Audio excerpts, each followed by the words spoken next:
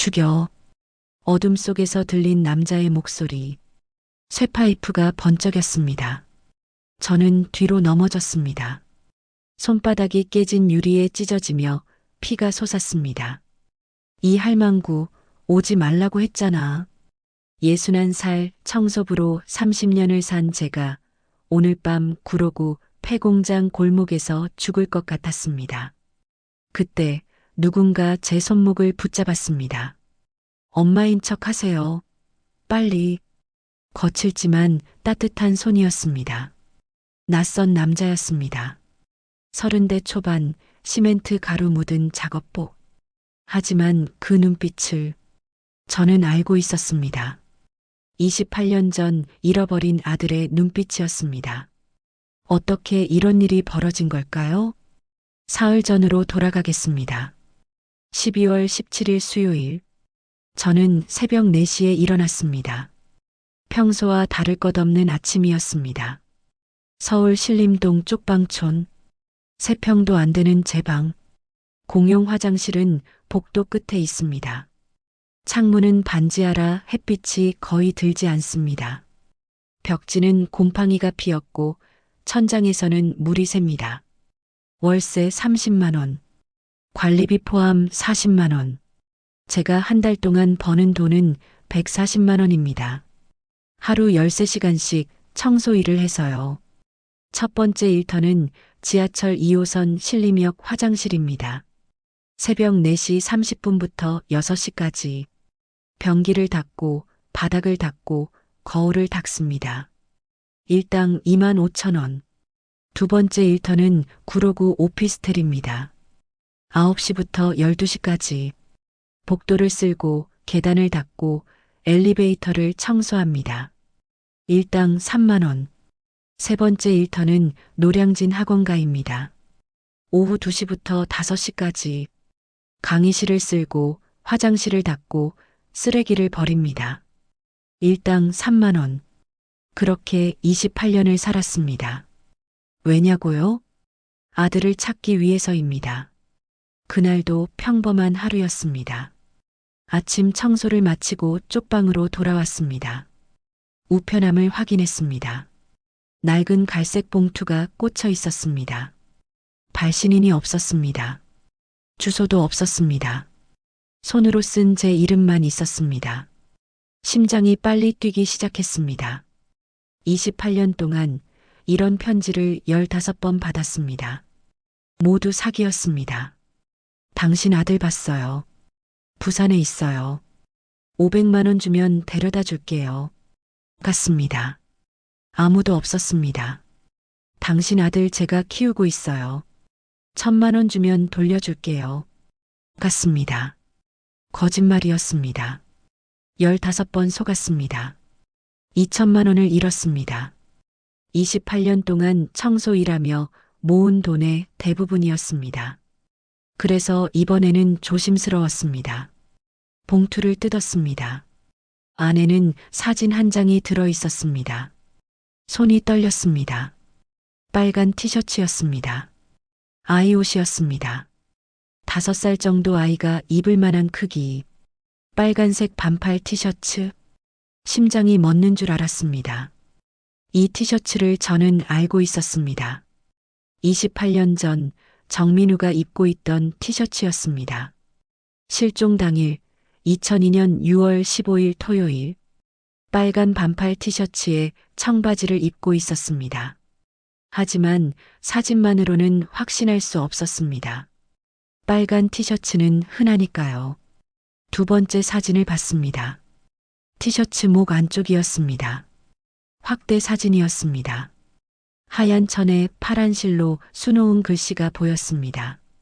정민우. 제가 수놓은 글씨였습니다. 민우가 유치원에 다닐 때 옷을 잃어버릴까봐 모든 옷 안쪽에 이름을 수놓았습니다. 티셔츠, 바지, 양말까지. 파란 실로 작고 삐뚤빼뚤하게. 이 사진은 가짜일 수 없었습니다. 아무도 모르는 것이었습니다. 경찰도, 언론도, 탐정들도.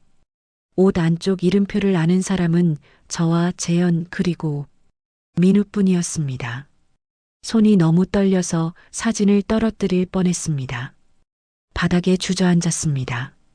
봉투 안에 또 다른 종이가 있었습니다. 펼쳤습니다. 손으로 쓴 메모였습니다.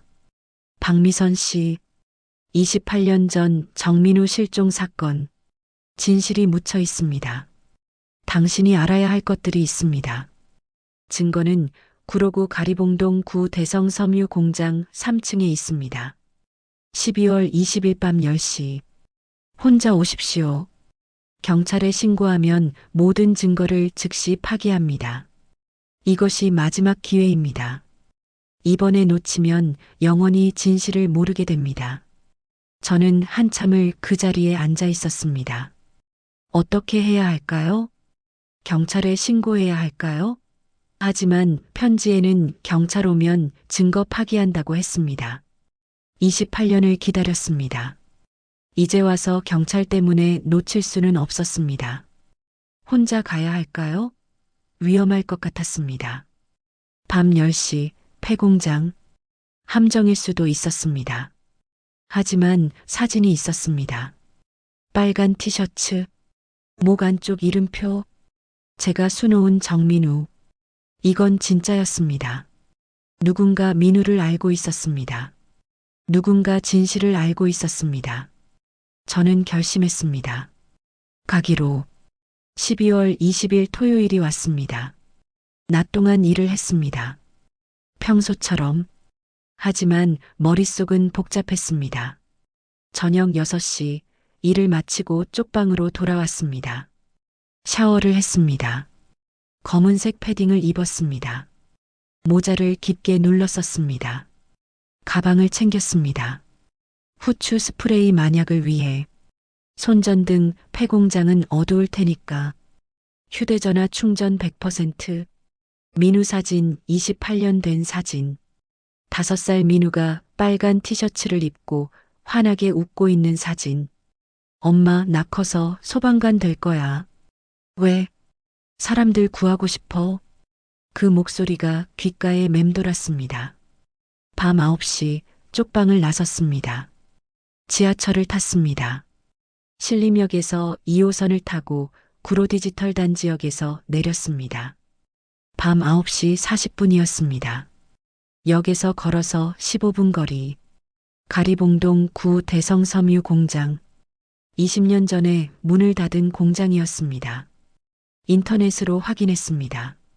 4층 건물. 1층은 사무실, 2, 3, 4층은 작업장. 지금은 폐허. 걸어가는 동안 계속 생각했습니다. 함정이면 어떡하지? 또 속는 걸까? 하지만 발걸음을 멈출 수 없었습니다. 28년입니다. 28년을 기다렸습니다. 포기할 수 없었습니다. 밤 9시 55분 공장 앞에 도착했습니다. 녹슨 철문이 반쯤 열려 있었습니다. 깨진 유리창에서 바람이 새어나왔습니다. 굴뚝은 쓰러져 있었습니다. 무서웠습니다. 어둡고 조용하고 을씨년스러웠습니다. 하지만 들어갔습니다. 철문을 밀고 안으로 들어갔습니다. 손전등을 켰습니다. 복도가 나타났습니다. 벽은 낙서투성이었습니다. 바닥에는 깨진 유리와 쓰레기가 널려 있었습니다. 계단을 찾았습니다. 3층으로 올라가야 했습니다. 한 계단 한 계단 올라갔습니다. 삐걱삐걱 소리가 났습니다. 무서웠습니다. 2층을 지나 3층에 도착했습니다. 밤 10시 정각이었습니다. 복도 끝에 큰 방이 보였습니다. 옛날 작업장으로 보였습니다. 문이 반쯤 열려 있었습니다. 여기 왔어요. 제가 조심스럽게 말했습니다. 대답이 없었습니다. 제보하신 분 계세요? 여전히 대답이 없었습니다. 작업장 안으로 들어갔습니다. 손전등으로 주변을 비췄습니다. 텅 비어 있었습니다. 낡은 재봉틀 몇 대만 녹슬어 있었습니다. 아무도 없었습니다. 또 속은 건가? 그때였습니다. 뒤에서 인기척이 들렸습니다. 휙 돌아봤습니다. 세 명의 남자가 서 있었습니다. 검은 옷, 마스크, 그리고 쇠파이프, 야구 방망이. 심장이 멎었습니다. 박미선 씨 맞죠? 한 남자가 말했습니다. 쇠파이프를 든 남자였습니다. 네, 네, 저 제보 받고 왔는데요. 제 아들, 남자가 웃었습니다. 비웃는 소리였습니다. 아들은 무슨, 우리는 그냥 돈 받고 일하는 사람이야. 무슨 말씀이세요? 누가 돈 줬어? 당신을 여기로 오게 하라고. 그리고 남자가 쇠파이프를 들어 올렸습니다. 여기서 못 나가게 하라고. 죽여. 쇠파이프를 든 남자가 말했습니다. 저는 뒤로 물러섰습니다. 등이 벽에 닿았습니다. 더 이상 물러설 곳이 없었습니다. 왜 이러세요? 제가 뭘 잘못했나요? 잘못? 당신이 살아있는 게 잘못이지. 남자가 한 걸음 다가왔습니다. 쇠파이프가 희미한 달빛에 번쩍였습니다. 누가 시킨 거예요? 궁금해? 죽어서 물어봐. 남자가 쇠파이프를 휘둘렀습니다. 저는 몸을 웅크렸습니다. 파이프가 제 머리 위를 스쳐 지나갔습니다. 벽에 부딪히며 쾅 소리가 났습니다. 도망쳐. 본능이 소리쳤습니다. 저는 옆으로 굴렀습니다. 일어섰습니다. 문 쪽으로 뛰었습니다. 잡아. 뒤에서 남자들이 쫓아왔습니다. 복도로 나왔습니다. 계단을 찾았습니다. 내려가기 시작했습니다. 예순한 살의 몸이었습니다. 무릎이 아팠습니다. 숨이 턱까지 찼습니다. 하지만 멈출 수 없었습니다. 2층, 1층 복도로 나왔습니다. 출구를 찾아야 했습니다. 앞쪽으로 달렸습니다. 문이 보였습니다. 밀었습니다. 잠겨 있었습니다. 젠장. 뒤에서 발소리가 가까워졌습니다. 뒤돌아 다른 문을 찾았습니다. 열렸습니다. 밖으로 나갔습니다. 공장 뒤편 골목이었습니다. 비가 내리기 시작했습니다. 차가운 겨울비였습니다. 골목은 좁고 어두웠습니다. 가로등도 없었습니다. 손전등만이 앞을 비쳤습니다. 저쪽으로 갔어. 뒤에서 남자들의 목소리가 들렸습니다. 저는 골목 안쪽으로 뛰었습니다. 좌회전, 우회전, 또 좌회전. 길을 잃었습니다. 어디로 가는지 알 수 없었습니다. 발이 무언가에 걸렸습니다. 바닥에 놓인 벽돌이었습니다. 넘어졌습니다. 손바닥이 땅에 찧었습니다. 깨진 유리병이 있었습니다. 손을 베었습니다. 날카로운 통증과 함께 피가 흘렀습니다. 일어나려 했습니다. 하지만 무릎에 힘이 들어가지 않았습니다. 뒤에서 발소리가 들렸습니다. 이쪽이야. 세 남자가 골목 입구에 나타났습니다. 저는 벽에 등을 기댔습니다. 더 이상 도망칠 곳이 없었습니다. 막다른 골목이었습니다. 쇠파이프를 든 남자가 천천히 다가왔습니다. 할망구, 운동 좀 하네. 근데 이제 끝이야. 그가 쇠파이프를 들어 올렸습니다.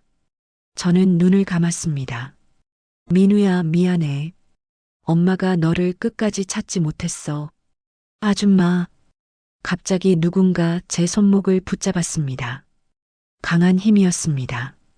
눈을 떴습니다. 젊은 남자가 서 있었습니다. 30대 초반쯤 보였습니다. 키는 170cm 정도. 마른 체구. 낡은 작업복에 시멘트 가루가 묻어 있었습니다.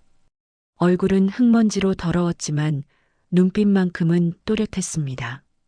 그가 저를 일으켜 세우며 큰 소리로 외쳤습니다. 엄마, 여기 있었어요? 제가 얼마나 찾았는데요. 뭐야? 쇠파이프를 든 남자가 당황했습니다. 우리 엄마예요. 치매 있으셔서 자꾸 밤에 나가세요. 젊은 남자가 계속 연기했습니다. 그는 제게 속삭였습니다. 따라하세요. 엄마인 척. 저는 얼떨결에 고개를 끄덕였습니다. 엄마, 또 약 안 드셨어요? 치매약 먹으라고 했잖아요. 그가 제 어깨를 감싸며 새 남자를 향해 말했습니다. 죄송해요. 우리 엄마가 치매가 있어서요. 밤만 되면 집 나가시거든요. 새 남자가 서로 눈빛을 교환했습니다. 진짜 모자야? 쇠파이프를 든 남자가 의심스럽게 물었습니다. 네, 보면 모르세요? 젊은 남자가 제 얼굴을 가리켰습니다. 완전 정신 나가신 것 같잖아요. 제 얼굴은 흙과 빗물로 범벅이었습니다. 머리는 헝클어져 있었습니다. 옷은 젖어 축 늘어져 있었습니다. 손에서는 피가 흘렀습니다. 치매 환자처럼 보일만 했습니다. 야구 방망이를 든 남자가 말했습니다. 근데 이 할망구, 아까 공장에서 본 것 같은데. 심장이 철렁했습니다.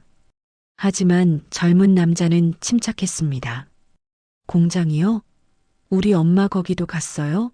아이고, 미치겠네. 경찰 아저씨한테 연락해야 하나. 그가 휴대전화를 꺼냈습니다. 112로 신고를 해야 하나? 아, 맞다. 아니야, 됐어. 쇠파이프를 든 남자가 손을 내저었습니다. 착각인 것 같네. 그냥 가자. 시간 낭비하지 말고. 그래. 새 남자는 돌아섰습니다. 발소리가 점점 멀어졌습니다. 완전히 사라질 때까지 2분이 걸렸습니다. 젊은 남자가 제 손을 놓았습니다. 후, 다행이다. 그 순간 저는 그 자리에 주저앉았습니다. 다리에 힘이 풀렸습니다. 온몸이 떨렸습니다. 괜찮으세요? 남자가 쪼그리고 앉아 물었습니다. 저는 고개를 들었습니다. 가로등 불빛이 그의 얼굴을 비쳤습니다. 숨이 멎었습니다. 정재현이었습니다. 아니, 정확히는 죽은 남편이 30살이었을 때의 얼굴이었습니다. 도톰한 눈썹, 오뚝한 코, 웃을 때 살짝 올라가는 입꼬리, 그리고 무엇보다 오른쪽 볼에 있는 작은 점, 모든 것이 재현과 똑같았습니다. 아줌마, 괜찮으세요? 남자가 다시 물었습니다. 저는 정신을 차리려 애썼습니다. 아, 응, 고마워요. 살려줘서 천만에요. 당연한 거 했을 뿐이에요. 남자가 일어서며 손을 내밀었습니다. 저는 그 손을 잡았습니다. 거친 손이었습니다. 굳은 살이 박혀 있었습니다. 시멘트와 흙이 손톱 사이에 끼어 있었습니다. 일하는 사람의 손이었습니다. 하지만 따뜻했습니다. 일단 여기서 나가야 해요. 남자가 주변을 살폈습니다. 저 사람들이 다시 올 수도 있어요. 어디로 가죠? 제 집으로 가요. 여기서 10분 거리예요. 집이요? 네. 고시원이긴 한데 비는 피할 수 있어요. 손도 치료해야 하고요. 남자는 저를 부축해 골목을 빠져나갔습니다. 비는 더 세게 내렸습니다. 10분을 걸어 도착한 곳은 낡은 고시원이었습니다. 천국고시원이라는 간판불이 반쯤 꺼져 있었습니다. 4층짜리 건물. 외벽은 금이 가 있었습니다. 여기에요. 현관문을 열고 들어갔습니다. 좁은 복도, 곰팡이 핀 벽지, 삐걱거리는 바닥. 제가 사는 신림동 쪽방과 비슷한 냄새가 났습니다. 가난과 습기와 외로움의 냄새. 2층 복도 끝, 202호. 여기가 제 방이에요. 문을 열었습니다. 방은 3평도 안 되었습니다. 1인용 매트리스가 바닥에 깔려 있었습니다. 작은 책상이 한쪽 구석에 있었습니다. 옷장은 없었습니다.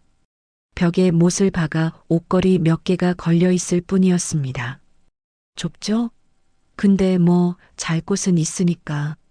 남자가 쑥스럽게 웃었습니다. 아니에요. 괜찮아요. 저는 진심이었습니다. 제 쪽방보다 더 좁았지만 이상하게 익숙한 느낌이 들었습니다. 일단 앉으세요. 손 치료부터 해야죠. 남자가 작은 구급상자를 꺼냈습니다. 소독약과 거즈가 들어 있었습니다. 아플 거예요. 참으세요. 소독약을 상처에 바르자 따끔했습니다. 하지만 참았습니다. 다 됐어요. 깊지 않아서 다행이에요. 남자가 거즈로 상처를 감았습니다. 손놀림이 능숙했습니다. 자주 다치세요? 제가 물었습니다. 네. 건설 일용직이라서요. 다치는 게 일상이에요. 그가 전기포트에 물을 올렸습니다. 따뜻한 차라도 드세요. 몸 녹이셔야죠. 곧 보리차가 끓었습니다. 종이컵에 따라 건넸습니다. 저는 차를 받아 한 모금 마셨습니다. 뜨겁고 구수했습니다. 정말 고마워요. 목숨을 구해줬어요. 아니에요. 당연한 거 했을 뿐이에요. 남자가 제 맞은편에 앉았습니다. 이제 얼굴이 더 잘 보였습니다. 정말 재현을 닮았습니다. 믿을 수 없을 만큼. 저기, 제가 조심스럽게 물었습니다. 이름이 어떻게 돼요? 저요? 남자가 대답했습니다. 강민우예요. 심장이 멎었습니다. 민우라고요? 네. 강민우. 왜요? 민우. 제 아들 이름과 같았습니다. 정민우. 강민우. 아, 아니에요. 그냥 좋은 이름이네요. 고마워요. 근데 아줌마는요? 나는 박미선이에요. 박미선 씨. 민우가 고개를 끄덕였습니다. 그런데 왜 그런 위험한 곳에 가셨어요? 밤 10시에 폐공장이라니. 저는 잠시 망설였습니다. 말해야 할까요? 사실은 제보를 받았어요. 제보요? 네. 28년 전에 잃어버린 제 아들에 대한 제보였어요. 민우의 눈이 커졌습니다. 아들을요? 잃어버리셨다고요? 네. 5살 때 사라졌어요. 제 목소리가 떨렸습니다. 2002년 6월 15일. 그날 이후로 28년 동안 찾고 있어요. 민우는 잠시 말이 없었습니다. 그러더니 조심스럽게 물었습니다. 혹시 생일이 언제예요? 아드님, 6월 15일이요. 왜요? 민우의 얼굴이 창백해졌습니다. 저도 6월 15일이에요. 네, 제 생일이요. 정확히는 몰라요. 고아원에서 정해준 게 6월 15일이에요. 손에 든 종이컵이 흔들렸습니다. 고아원이요? 네. 저 5살 때 고아원에 들어갔어요. 민우가 창밖을 봤습니다.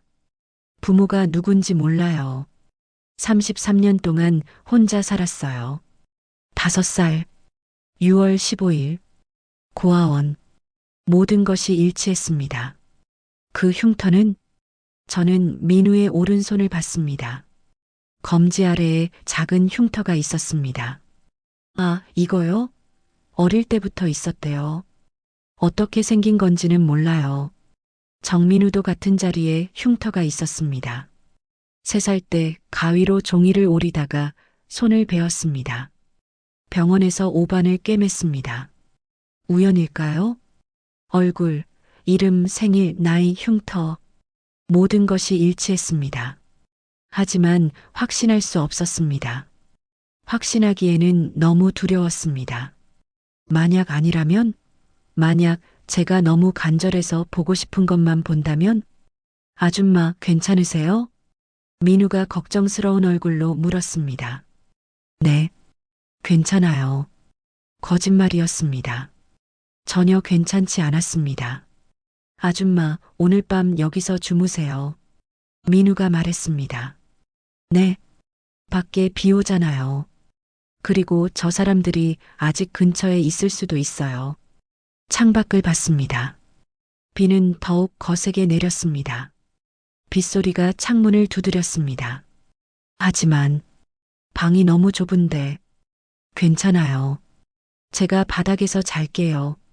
아줌마는 매트리스에서 주무세요. 안 돼. 내가 여기 주인인데. 손님이 먼저죠. 결국 저는 매트리스에 누웠습니다. 민우는 바닥에 얇은 담요 한 장을 깔고 누웠습니다.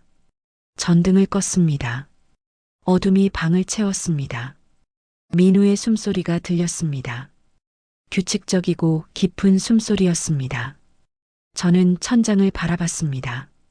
강민우, 6월 15일, 5살의 고아원, 오른손 흉터, 모든 것이 맞아떨어졌습니다. 하지만 성이 달랐습니다. 정민우가 아니라 강민우. 고아원에서 성을 바꿨을 수도 있어. 신분을 새로 만들었다면. 그렇다면 이 사람이 제 아들일까요? 눈을 감았습니다. 그러자 28년 전 그날이 떠올랐습니다. 2002년 6월 15일, 토요일, 그날 아침은 맑았습니다. 엄마, 오늘 생일이야. 민우가 침대에서 뛰어내리며 소리쳤습니다. 5살이 된 날이었습니다. 그래, 우리 아들 5살 됐네. 저는 민우를 안아 올렸습니다. 민우는 웃으며 제 목에 매달렸습니다. 아이 특유의 달콤한 냄새가 났습니다. 비누향과 땀 냄새가 섞인. 엄마, 케이크 먹을 거야? 물론이지. 저녁에 아빠 오시면 같이. 민우는 환하게 웃었습니다. 그날 아침 저는 민우에게 빨간 티셔츠를 입혔습니다. 민우가 가장 좋아하는 색이었습니다. 엄마, 이거 예뻐. 그래, 우리 민우한테 잘 어울린다.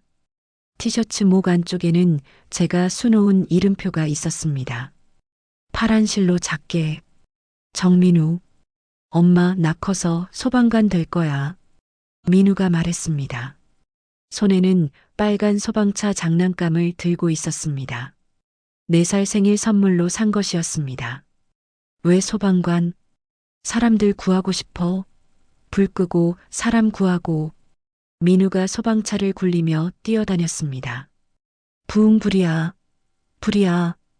그 모습이 너무 귀여워서 웃었습니다. 그래, 우리 민우 멋진 소방관 되자. 점심을 먹이고 낮잠을 재웠습니다. 오후 2시쯤 민우가 깼습니다. 엄마, 목말라. 그래, 우유 줄게. 저는 부엌으로 갔습니다. 냉장고를 열었습니다. 우유를 꺼냈습니다. 컵에 따랐습니다. 30초, 단 30초였습니다. 컵을 들고 거실로 돌아왔을 때 민우가 없었습니다. 현관문이 열려 있었습니다. 민우야? 대답이 없었습니다. 정민우? 소리쳤습니다. 복도로 뛰쳐나갔습니다. 엘리베이터 앞 없었습니다. 계단 없었습니다. 민우야, 어디 있어? 심장이 미친 듯이 뛰었습니다. 손이 떨렸습니다. 우유컵이 바닥에 떨어져 깨졌습니다. 주차장으로 뛰어내려갔습니다. 없었습니다.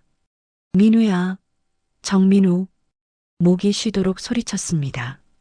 경비실로 달려갔습니다. 아저씨, 제 아들이요. 5살이에요. 빨간 티셔츠 입고 있었어요.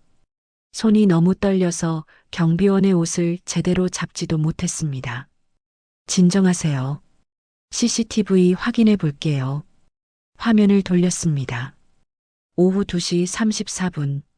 민우가 현관문을 열고 복도로 나갔습니다. 왜 나간 걸까요? 제게 말도 없이? 2시 35분. 비상계단으로 내려갔습니다. 2시 37분. 아파트 정문을 나갔습니다. 아니, 왜 밖으로? 2시 38분. 검은색 승용차가 민우 옆에 섰습니다. 저 차가 뭐예요? 2시 39분. 차 문이 열렸습니다. 민우가 타는 게 보였습니다. 안 돼. 민우야. 화면 속 민우는 울지도 않았습니다. 저항하지도 않았습니다. 그냥 탔습니다. 마치 아는 사람인 것처럼 2시 40분 차가 사라졌습니다.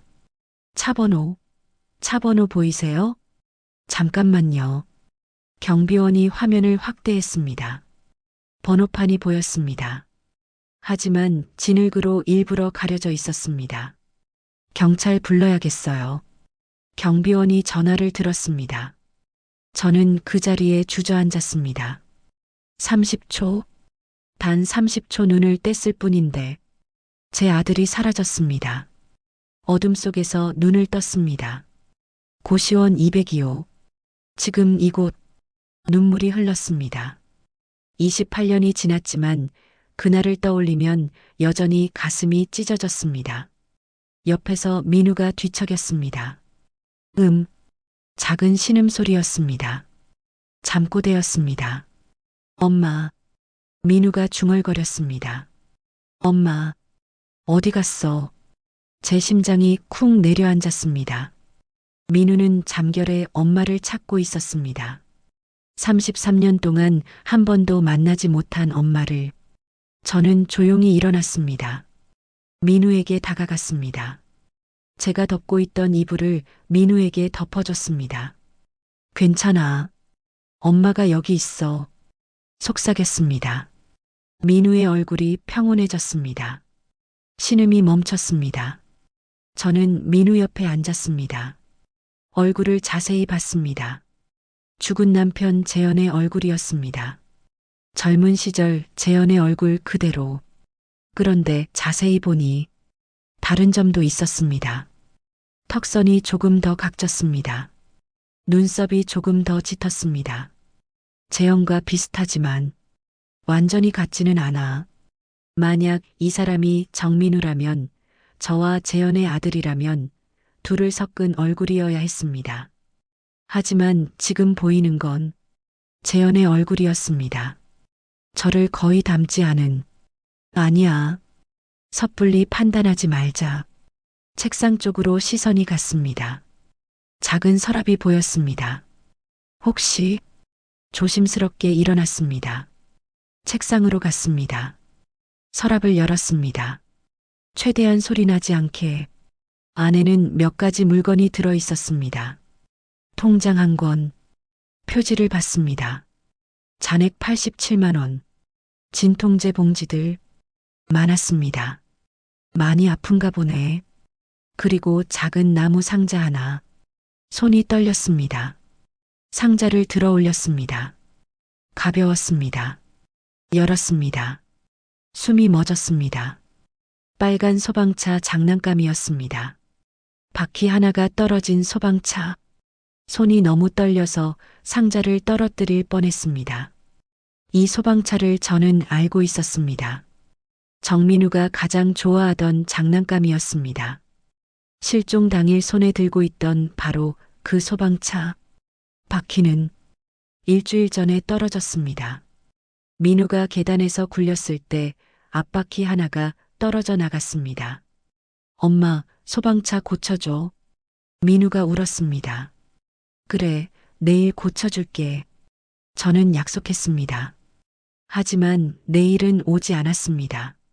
다음 날 민우가 사라졌으니까요. 손이 떨렸습니다.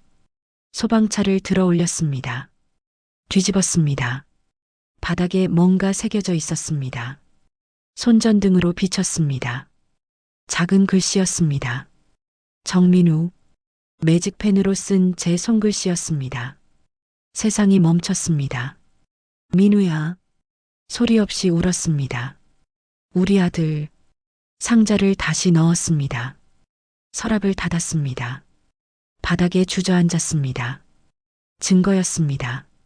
확실한 증거였습니다. 강민우는 정민우였습니다. 제 아들이었습니다. 하지만 어떻게 말할까요? 민우야, 나는 내 엄마야라고. 28년 동안 찾지 못했다고. 30초 눈을 떼서 내가 사라졌다고. 그리고 무엇보다 왜 성이 바뀌었을까요? 정민우가 강민우로. 누가 바꾼 걸까요? 다음 날 아침 새벽 5시에 일어났습니다. 민우는 아직 자고 있었습니다. 저는 조용히 방을 나왔습니다. 복도 끝 공용 화장실, 세면대에 민우의 머리카락 몇 가닥이 떨어져 있었습니다. 손이 움직였습니다. 주웠습니다. 비닐봉지에 넣었습니다. DNA 검사를 해야 해. 확실히 해야 해. 방으로 돌아왔습니다. 민우가 눈을 떴습니다. 아줌마, 벌써 깨셨어요? 응, 방금. 잘 주무셨어요? 응, 너는? 저도요. 민우가 일어나 스트레칭을 했습니다. 오늘 현장 가야 해요. 7시까지 도착해야 하거든요. 주말에도 일해? 네. 일용직은 쉬는 날 없어요. 쉬면 그날 돈 못 버니까요. 민우가 작업복을 입었습니다. 아줌마는 어떻게 하실 거예요? 나는 집에 가야지. 조심히 가세요. 어제 일, 경찰에 신고하는 게 좋을 것 같은데. 응, 생각해 볼게. 민우가 나가려다 멈췄습니다. 아줌마, 응? 혹시 다시 만날 수 있을까요? 심장이 뛰었습니다. 왜? 그냥 어제 아줌마랑 이야기하니까 좋았어요. 누군가 제 말을 들어주는 게 처음이었거든요. 눈물이 날 것 같았습니다. 물론이지. 다시 보자. 정말요? 응. 전화번호 줄게. 휴대전화 번호를 교환했습니다. 그럼 연락할게요. 그래. 민우가 나갔습니다. 문이 닫혔습니다. 저는 가방에서 비닐봉지를 꺼냈습니다. 민우의 머리카락. 병원에 가야 해. DNA 검사를 해야 해. 오전 10시. 서울대병원 진단검사의학과 친자 확인 검사를 하고 싶습니다. 본인 샘플과 대조 샘플 모두 필요합니다. 제 혈액은 지금 채취할 수 있어요. 대조 샘플은 이거요. 머리카락을 건넸습니다. 모근이 붙어 있어야 합니다. 확인해 주세요. 간호사가 현미경으로 확인했습니다. 네, 가능합니다. 저는 혈액을 뽑았습니다. 언제 결과 나와요? 48시간 후입니다. 더 빨리 할 수는 없나요? 급합니다. 추가 비용 내시면 24시간 이내 가능합니다. 그렇게 해주세요. 비용은 30만 원이었습니다. 제 한 달 식비였습니다. 하지만 상관없었습니다. 28년을 기다렸습니다. 하루 더 기다릴 수 있었습니다. 병원을 나왔습니다. 휴대전화가 울렸습니다. 민우였습니다. 아줌마, 저 민우예요. 응? 일 끝났어? 아니요. 점심시간이에요. 그런데 혹시 내일 저녁에 시간 있으세요? 응? 왜? 제가 밥 사고 싶어요. 어제 도와주셔서 가슴이 따뜻해졌습니다. 괜찮아. 내가 살 필요 없어. 아니에요. 제가 사고 싶어요. 처음이거든요. 누군가한테 밥 사는 게 33년 만에 처음. 그래. 그럼 같이 먹자. 정말요? 6시에 고시원 앞에서 만나요. 전화가 끊어졌습니다. 저는 하늘을 봤습니다. 민우야, 정말 내가 맞니? 내일이면 알 수 있을 것입니다. DNA 검사 결과로. 하지만 이미 제 마음은 알고 있었습니다. 다음 날 오후 2시 휴대전화가 울렸습니다. 박미선 씨 검사 결과 나왔습니다. 서울대병원이었습니다. 지금 갈 수 있어요? 네. 오시면 됩니다. 손이 떨렸습니다. 노량진 학원가 청소를 마치고 곧장 병원으로 향했습니다. 지하철 안. 저는 손을 꽉 쥐었습니다. 손바닥에 땀이 났습니다. 제발, 제발 민우가 맞게 해주세요. 30분 후 병원 도착. 진단검사의학과 상담실. 의사가 저를 기다리고 있었습니다. 앉으세요. 앉았습니다. 다리가 떨렸습니다. 의사가 봉투를 건넸습니다. 결과입니다. 손이 떨려서 봉투를 제대로 잡지 못했습니다. 뜯었습니다. 하얀 종이를 꺼냈습니다. 읽었습니다. 검체 A 박미선 여성, 61세. 검체 B 모발 남성, 30대 추정. 유전자 분석 결과 일치율 0.02%. 감정 의견 생물학적 모자 관계 아님. 혈연 관계 없음. 종이가 손에서 떨어졌습니다. 뭐라고? 의사가 설명했습니다. 혈연 관계가 전혀 없습니다. 모자 관계는 물론이고 삼촌 마이너스 조카, 사촌 같은 친족 관계도 아닙니다. 하지만 그럴 리가. 검사는 정확합니다. 두 분은 완전히 남입니다. 세상이 무너졌습니다. 재검사 할 수 있나요? 물론입니다. 하지만 결과는 같을 겁니다. 저는 자리에서 일어났습니다. 비틀거렸습니다. 괜찮으세요? 괜찮지 않아요. 전혀. 벽에 기댔습니다. 강민우는 제 아들이 아니었습니다. 얼굴, 이름, 생일, 흉터 모든 게 일치했는데 소방차 장난감까지 가지고 있었는데 그럼 대체 누구예요? 강민우는 누구란 말이에요? 의사는 대답하지 못했습니다. 병원을 나왔습니다. 저녁 6시였습니다. 휴대전화가 울렸습니다. 민우였습니다. 아줌마, 저 고시원 앞이에요. 오실 거죠? 저녁 약속? 잊고 있었습니다. 아, 응. 지금 가고 있어. 서두르지 마세요. 기다릴게요. 전화가 끊어졌습니다. 저는 한참을 서 있었습니다. 어떻게 해야 할까요? 민우를 만나야 할까요? 제 아들이 아닌데? 하지만 발걸음은 이미 고시원 쪽으로 향하고 있었습니다. 30분 후 고시원 앞에 민우가 서 있었습니다. 작업복 대신 깨끗한 옷을 입고 있었습니다. 낡았지만 빨래한 티가 났습니다. 머리도 정성스럽게 빗었습니다. 아줌마, 환하게 웃으며 손을 흔들었습니다. 그 미소를 보는 순간 눈물이 날 뻔했습니다. 미안, 좀 늦었지? 아니에요. 저도 방금 왔어요. 민우가 앞장섰습니다. 제가 아는 식당으로 갈게요. 값싸고 맛있어요. 걸어서 5분 거리. 작은 국밥집이었습니다. 여기 제가 자주 와요. 사장님이 좋으셔서 가끔 공짜로 주시기도 해요. 자리에 앉았습니다. 뭐 드실래요? 전 순대국 좋아하는데. 나도 순대국. 사장님, 순대국 2개요. 국이 나왔습니다. 김이 모락모락 올랐습니다. 민우가 숟가락을 들었습니다. 맛있게 드세요. 한 숟가락 떴습니다. 입에 넣었습니다. 저는 민우를 봤습니다. 밥 먹는 모습이 행복해 보였습니다. 33년 만에 누군가와 함께 밥을 먹는 게 이렇게 좋은 건지 몰랐다는 표정이었습니다. 아줌마, 왜 안 드세요? 아, 먹는다. 국을 떴습니다. 목구멍으로 넘어가지 않았습니다. 아줌마, 응?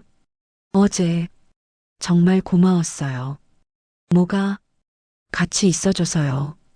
제 이야기 들어주셔서요. 민우가 국그릇을 내려놓았습니다. 사실 저 친구가 없어요. 현장 사람들이랑도 일만 하고 헤어지고 고아원 친구들은 다 뿔뿔이 흩어졌고 그래서 항상 혼자였어요. 밥도 혼자 먹고 일도 혼자 하고 아파도 혼자 버티고 민우의 목소리가 떨렸습니다. 근데 어제 아줌마가 제 방에서 자고 오늘 같이 밥 먹으니까 눈물이 맺혔습니다. 처음으로 외롭지 않았어요. 그 말에 제 눈에서도 눈물이 흘렀습니다. 민우야. 네, 나도 외로웠어. 아줌마도요? 응, 28년 동안 아들 잃고 남편이랑 이혼하고 혼자 살았어. 힘드셨겠어요. 응.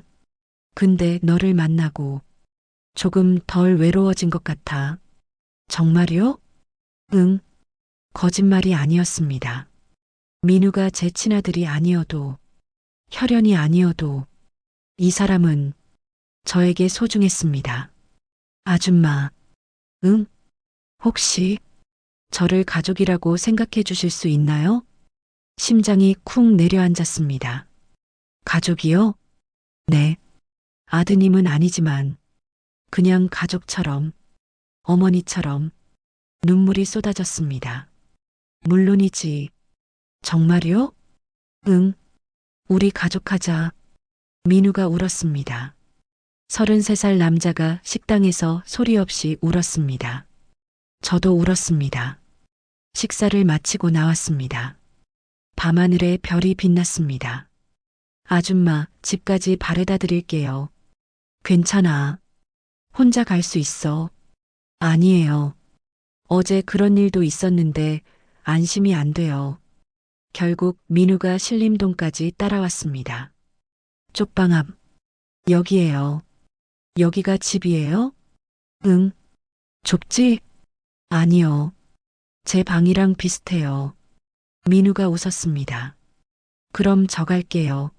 내일 새벽 일찍 일어나야 해서. 응. 조심히 가. 민우가 돌아서다 멈췄습니다. 아줌마. 응? 사랑해요. 33년 만에 처음 하는 말이었을 것입니다. 나도 사랑해. 민우가 환하게 웃으며 사라졌습니다. 방으로 들어왔습니다. 침대에 앉았습니다. DNA 결과지를 꺼냈습니다. 혈연 관계 없음. 하지만 상관없었습니다. 민우는 제 아들이 아니었습니다. 하지만 가족이 될 수 있었습니다. 그때 휴대전화가 울렸습니다. 모르는 번호였습니다. 여보세요? 박미선 씨죠? 여자 목소리였습니다. 네. 누구세요? 저는 김혜진이라고 합니다. 예전에 미래고아원에서 일했어요. 심장이 빨리 뛰기 시작했습니다. 미래고아원. 제가 할 말이 있어요. 28년 전 그날에 대해서. 28년 전이요? 네. 2002년 6월 15일. 그날 밤. 한상규라는 사람이 아이를 데려왔어요. 한상규요? 네. 그리고 아이가 2명이었어요. 숨이 멎었습니다. 2명이라고요? 네. 한 명은 5살쯤, 한 명은 6살쯤, 둘 다 남자아이였어요. 머리가 하얘졌습니다. 6살 아이는 울었어요. 계속 엄마를 찾았어요. 5살 아이는 조용했어요. 겁먹은 것처럼. 그 아이들이 어떻게 됐어요? 일주일 후에 6살 아이가 입양 갔어요. 부잣집으로. 그리고 5살 아이는요? 고아원에 남았어요. 33년 동안 전율이 흘렀습니다. 그 5살 아이 이름이 뭐였어요? 한민우였어요. 근데 나중에 개명했어요. 강민우로. 한민우, 강민우. 그럼 6살 아이는요? 기록에는 정민우라고 되어 있었어요. 정민우, 제 아들. 지금 어디 있어요? 그 6살 아이가? 모르겠어요. 입양 기록이 불법이라 다 없어졌어요. 하지만요? 한상규가 돌아가시기 전에 유언을 남겼다고 들었어요. 변호사한테. 유언이요? 네. 그 안에 정민우 입양 기록이 있을 거예요. 한상규는 지금 어디 있어요? 3개월 전에 돌아가셨어요. 췌장암으로. 죽었다. 민우를 납치한 사람이. 변호사 연락처 알 수 있을까요? 문자로 보내드릴게요. 고맙습니다. 정말 고맙습니다. 전화가 끊어졌습니다. 곧 문자가 왔습니다. 법무법인 정혜 김영수 변호사. 저는 숨을 깊이 들이쉬었습니다. 진실이 보이기 시작했습니다. 한상규가 두 아이를 납치했습니다. 정민우 6살 부잣집 입양, 한민우 5살 고아원에서 33년. 강민우는 한상규의 친아들이었습니다. 제 친아들 정민우는 어딘가 살아 있었습니다. 부잣집에서 자랐습니다. 그리고 지금 33입니다. 민우야, 엄마가 꼭 찾을게. 창밖을 봤습니다. 별이 빛나고 있었습니다. 하지만 동시에 생각했습니다. 강민우는 어떻게 되는 걸까요? 한상규의 친아들, 범인의 아들. 하지만 33년 동안 혼자 살아온 피해자이기도 했습니다. 둘 다 찾을 거야. 둘 다 지킬 거야. 다음 날 아침 변호사에게 전화했습니다. 김영수 변호사님이시죠? 저는 박미선이라고 합니다. 박미선 씨. 아, 정민우 어머니시군요. 네. 어떻게 아세요? 한상규 씨 유언에 당신 이름이 있었습니다. 유언에요? 네. 만나시겠습니까? 당연하죠. 언제 뵐 수 있어요? 오늘 오후 2시 사무실로 오시겠습니까? 가겠습니다. 전화를 끊었습니다. 오늘 모든 진실을 알게 될 것입니다. 그리고 제 친아들이 어디 있는지도. 손이 떨렸습니다. 하지만 이번에는 두려움이 아니었습니다. 희망이었습니다. 오후 2시 강남구 법무법인 정의 고층 빌딩 15층이었습니다. 유리문을 밀고 들어갔습니다. 고급스러운 인테리어였습니다. 제가 평생 발 디뎌본 적 없는 세계였습니다. 박미선 씨시죠? 젊은 여직원이 미소 지으며 물었습니다. 네. 변호사님께서 기다리고 계십니다. 이쪽으로 오세요. 상담실로 안내받았습니다. 중년 남자가 일어나 악수를 청했습니다. 김영수입니다. 앉으시죠. 앉았습니다. 가죽 소파가 너무 부드러워서 어색했습니다. 차 드시겠습니까? 아니요. 괜찮습니다. 변호사는 책상 서랍에서 두꺼운 봉투를 꺼냈습니다. 한상규 씨가 3개월 전 돌아가셨습니다. 췌장암 말기였습니다. 그 전에 유언을 작성했습니다. 그중 박미선 씨와 관련된 내용이 있습니다. 봉투를 건넸습니다. 직접 읽어보시겠습니까? 손이 떨렸습니다. 봉투를 받아들었습니다. 뜯었습니다. 안에는 편지 여러 장이 들어 있었습니다. 첫 장을 펼쳤습니다. 손으로 쓴 글씨였습니다. 박미선 씨께, 저는 한상규입니다. 당신은 제 이름을 모를 겁니다. 하지만 저는 당신 인생을 망친 사람입니다. 2002년 6월 15일. 그날 제가 당신 아들 정민우를 납치했습니다. 그리고 제 아들 한민우도 함께. 이제 죽기 전에 모든 것을 고백합니다. 손이 떨렸습니다. 다음 장을 넘겼습니다. 저는 정재현 씨와 같은 회사에 다녔습니다. 건설회사 대한건설. 저는 대리 7년차, 정재현은 5년차였습니다. 2002년 5월 과장 승진 발표가 있었습니다. 저는 확신했습니다. 7년이나 일했으니 제 차례라고. 하지만 정재현이 승진했습니다.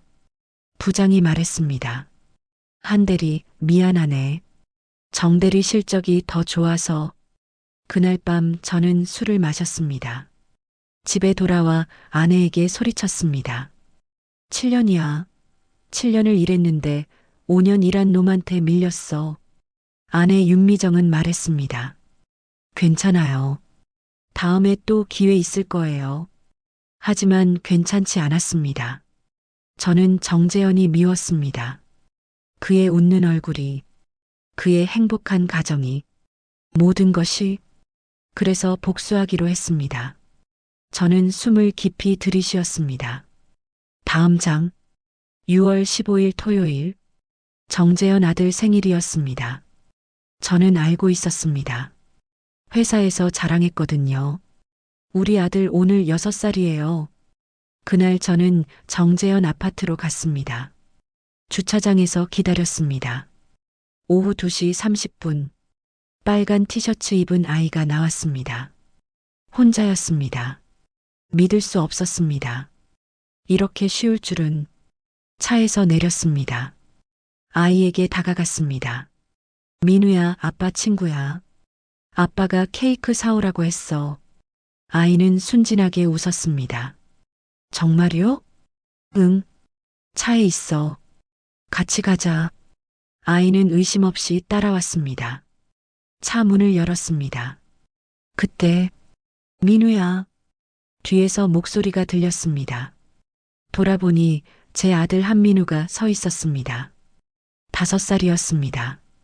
저는 그날 내 아들 한민우도 차에 태워왔던 겁니다. 아내가 아파서 병원 간 사이 아이를 데리고 나왔던 것입니다. 한민우가 정민우를 알아봤습니다. 너 아까 놀이터에서 보내잖아. 둘은 그날 아침 아파트 놀이터에서 놀았던 겁니다. 저는 당황했습니다. 두 아이가 서로를 알아봤습니다. 한민우는 제 얼굴을 봤습니다. 아빠, 여기서 뭐해? 그 순간 결정했습니다. 둘 다 데려가야 한다고, 증거를 없애야 한다고, 편지를 쥔 손이 떨렸습니다. 눈물이 흘렀습니다. 변호사가 물티슈를 건넸습니다. 괜찮으십니까? 고개를 저었습니다. 괜찮지 않았습니다. 다음 장을 넘겼습니다. 차에 두 아이를 태웠습니다. 정민우는 울기 시작했습니다. 엄마, 엄마. 한민우는 조용했습니다. 겁에 질려 있었습니다. 아빠, 우리 어디가? 대답하지 못했습니다. 인천으로 갔습니다. 미리 알아둔 고아원이었습니다. 미래고아원. 원장에게 2천만 원을 줬습니다. 아이들 신분 새로 만들어주세요. 경찰에 신고하지 마세요. 원장은 돈을 받았습니다. 두 아이에게 새 이름을 줬습니다. 정민우는 정민우 그대로, 한민우는 강민우 성만 바꿈. 왜 정민우는 이름을 안 바꿨냐고요? 일주일 후 입양 보낼 예정이었으니까요. 어차피 입양 가면 성이 바뀔 테니까요. 하지만 제 아들 한민우는, 제가 버린 아들은 끝까지 남아있을 거라고 생각했습니다. 그래서 성을 바꿔줬습니다. 제 성 한씨 대신 강씨로. 추적당하지 않게 저는 편지를 내려놓았습니다. 울었습니다. 소리내어 울었습니다. 박미선 씨, 변호사가 말을 걸었지만 대답할 수 없었습니다. 한민우, 강민우, 범인의 아들이었습니다. 하지만 동시에 피해자였습니다. 아버지에게 버림받았습니다. 33년 동안 혼자 살았습니다. 계속 읽으시겠습니까? 고개를 끄덕였습니다. 일주일 후 재벌 집안에서 입양 문의가 왔습니다. 서울 청담동에 사는 집안, 6살 남자아이를 원했습니다. 원장이 정민우를 보냈습니다. 입양비 5천만 원. 정민우는 좋은 집으로 갔습니다. 새 이름을 받았습니다. 서준우, 서씨 성을 받고 새로운 인생을 살게 됐습니다. 하지만 강민우는, 제 친아들은 고아원에 남았습니다. 아무도 입양을 하려 하지 않았습니다. 조금 컸고 말이 없었고 우울해 보였으니까 33년 동안 그렇게 혼자 살았습니다. 다음 장. 정재현은 진실을 추적했습니다. 똑똑한 사람이었습니다. CCTV를 분석했습니다. 제 차를 찾아냈습니다. 2004년 정재현이 저를 찾아왔습니다. 한상규, 내가 했구나. 내 아들 어디 있어? 저는 부인했습니다. 무슨 소리야? 증거 있어? 증거 찾을 거야. 그리고 경찰에 넘길 거야. 그날 밤 저는 정재현을 따라갔습니다. 퇴근길, 한적한 도로. 제 차로 들이받았습니다. 정재현은 즉사했습니다. 경찰은 교통사고로 처리했습니다. 저는 도망쳤습니다. 회사를 그만두고 부산으로 갔습니다. 가짜 이름으로 살았습니다. 저는 비명을 삼켰습니다. 재현도 한상규가 죽였습니다. 교통사고가 아니었습니다. 살인이었습니다. 박미선 씨, 물 드릴까요? 변호사가 물었습니다. 고개를 끄덕였습니다. 물을 마셨습니다. 손이 너무 떨려서 컵을 제대로 잡지 못했습니다. 마지막 장을 펼쳤습니다. 제 아내 윤미정은 아들이 사라진 후 미쳤습니다. 민우 어디 갔어? 우리 민우. 매일 울었습니다. 저는 말할 수 없었습니다. 제가 버렸다고. 2003년 아내가 자살했습니다. 아들을 찾지 못한 슬픔에 저는 혼자 남았습니다. 20년 동안 도망쳤습니다. 하지만 양심은 도망칠 수 없었습니다. 매일 밤 꿈에서 정민우가 나타났습니다. 엄마, 엄마, 울며 한민우가 나타났습니다. 아빠, 왜 버렸어? 물으며 정재현이 나타났습니다. 내 아들 돌려줘. 소리치며 저는 잠들 수 없었습니다. 2030년 9월 췌장암 진단을 받았습니다. 말기 6개월. 죽기 전에 고백하기로 했습니다. 변호사를 불렀습니다. 유언을 작성했습니다. 박미선 씨, 당신 아들 정민우는 지금 서준우라는 이름으로 살고 있습니다. 서울 청담동 서일그룹 회장 양아들, 서울대 의대 졸업, 현재 서울대병원 응급의학과 전문의, 주소 서울시 강남구 청담동, 연락처 010-0000-0000. 찾아가십시오. 아들을 만나십시오. 그리고 말씀해 주십시오. 아빠 정재현이 죽는 순간까지 아들을 찾았다고. 미안합니다.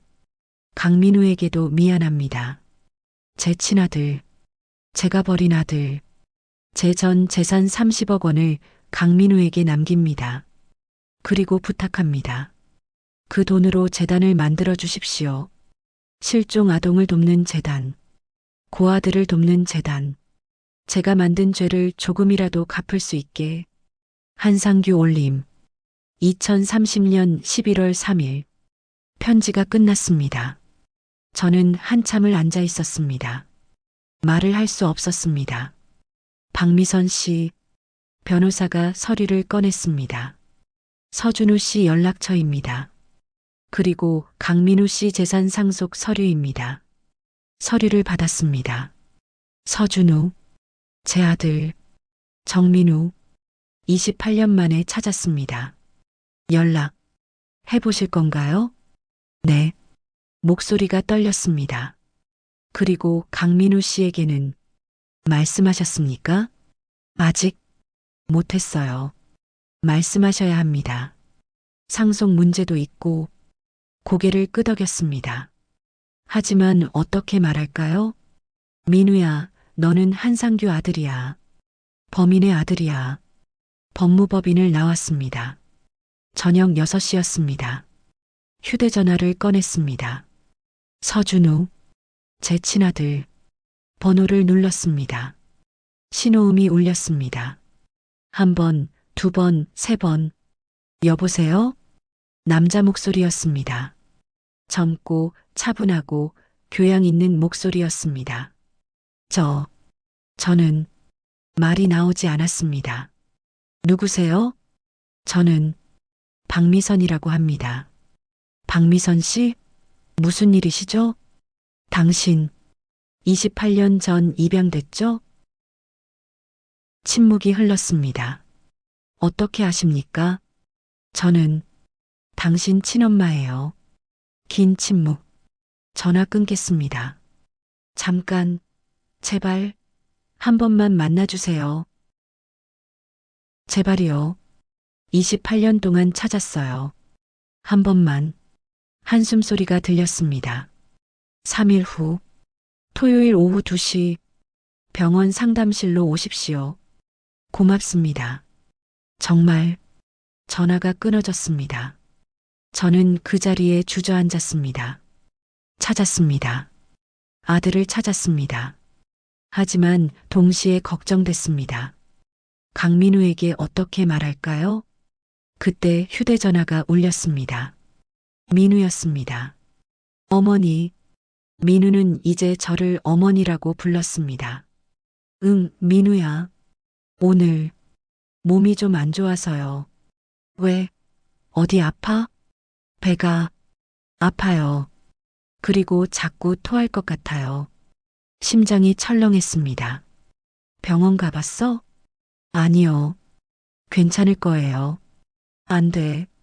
내일 당장 병원 가자. 내가 같이 갈게. 괜찮아요.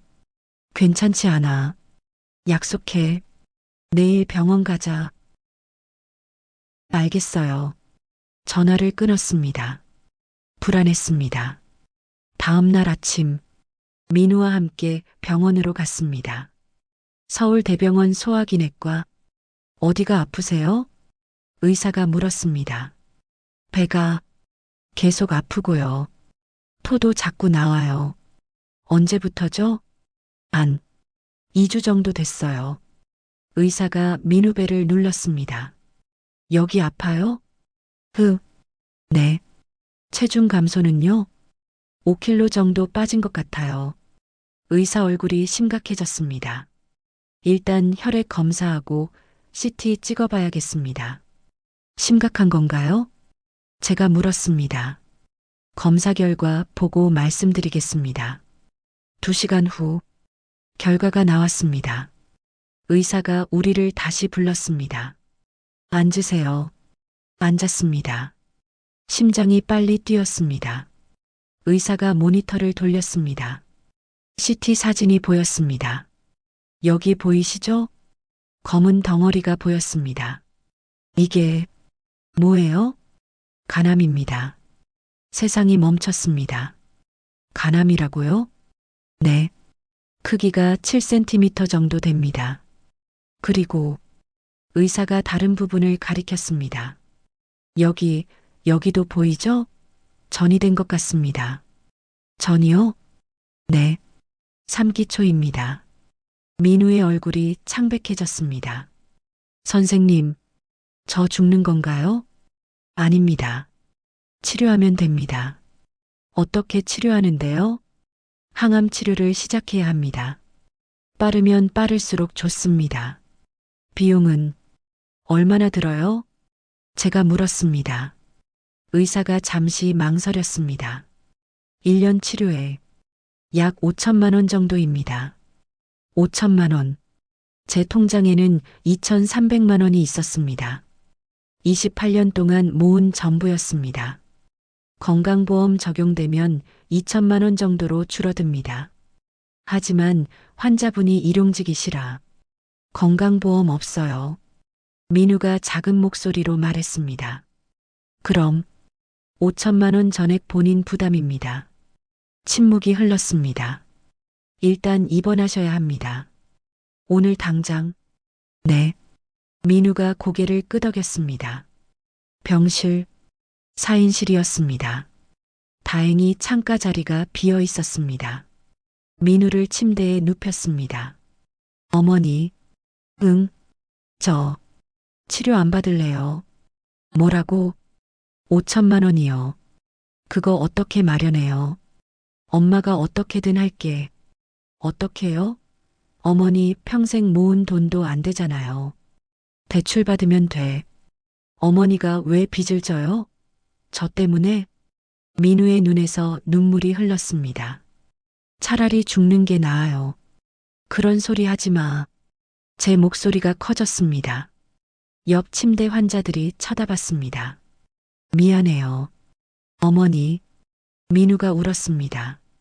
저는 어머니 친아들도 아닌데 왜 이렇게까지 하세요? 저는 민우를 안았습니다. 친아들이든 아니든 상관없어. 넌 내 아들이야. 내가 사랑하는 아들이야. 어머니, 그러니까 제발 치료받자. 응? 민우는 제 품에서 한참을 울었습니다. 병실을 나왔습니다. 복도 벤치에 앉았습니다. 머리를 감싸쥐었습니다. 어떡하지? 5천만 원을. 대출? 61살 청소부에게 누가 5천만 원을 빌려줄까요? 한상규 유산? 30억이 있다고 했습니다. 하지만 그건 민우 것이었습니다. 아직 민우에게 말도 못했습니다. 그때였습니다. 박미선 씨? 뒤돌아보니 남자가 서 있었습니다. 30대 초반, 흰 가운, 청진기, 의사였습니다. 네. 누구세요? 저는 서준우입니다. 심장이 멎었습니다. 서준우, 제 친아들. 아, 말이 나오지 않았습니다. 가까이서 보니 재현이었습니다. 젊은 시절 재현 그대로였습니다. 키 175cm, 단정한 얼굴, 도톰한 눈썹, 오뚝한 코, 그리고 오른쪽 볼에 작은 점. 앉으시죠. 준우가 제 옆에 앉았습니다. 토요일에 만나기로 했는데 오늘 병원에 계시다고 해서 어떻게 알았어요? 강민우 씨 차트를 봤습니다. 보호자가 박미선 씨더군요. 아, 간암 3기라고요? 네. 준우는 잠시 말이 없었습니다. 박미선 씨, 네. 제가 드릴 말씀이 있습니다. 준우의 목소리가 차가웠습니다. 저는 당신을 어머니로 생각하지 않습니다. 가슴이 찢어졌습니다. 28년 전 일은 유감입니다. 하지만 그건 과거입니다. 저는 이미 부모가 있습니다. 저를 사랑해 주시고 키워 주시고 의사로 만들어 주신 양부모님. 알아요. 그분들이 고마워요. 그러니 제발 저를 찾지 마십시오. 냉정한 목소리였습니다. 저는 서준우입니다. 정민우가 아닙니다. 하지만 넌 내가 낳았다고 다 엄마입니까? 준우가 저를 똑바로 봤습니다. 30초 눈을 떼서 아이를 잃어버린 사람이 엄마입니까? 그 말에 숨이 막혔습니다. 28년 동안 찾지 못한 사람이 엄마입니까? 미안해. 정말 미안해. 미안하다고 다 되는 게 아닙니다. 준우가 일어섰습니다.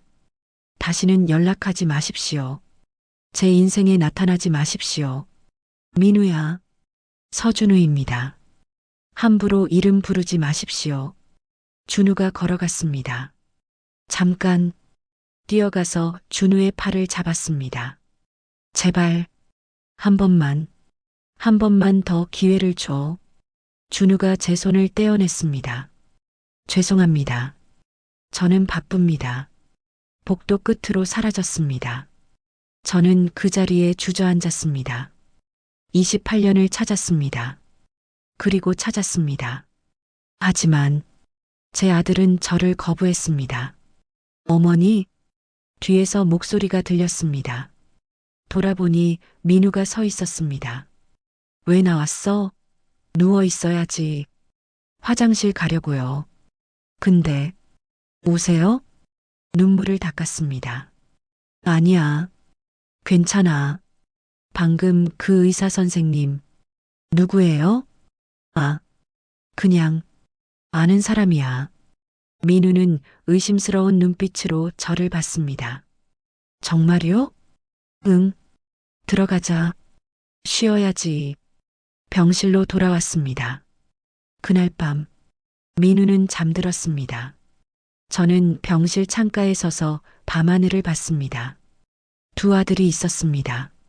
정민우는 서준우, 친아들, 재벌가 양아들, 의사, 차갑고 냉정, 저를 거부함.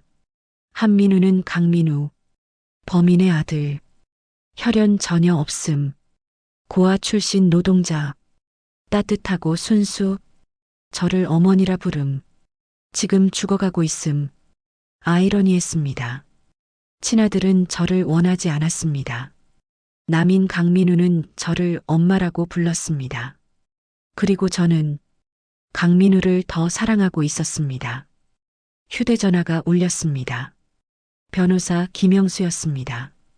박미선 씨, 강민우 씨께 상속 사실 말씀하셨습니까? 아직 못했어요. 빨리 하셔야 합니다.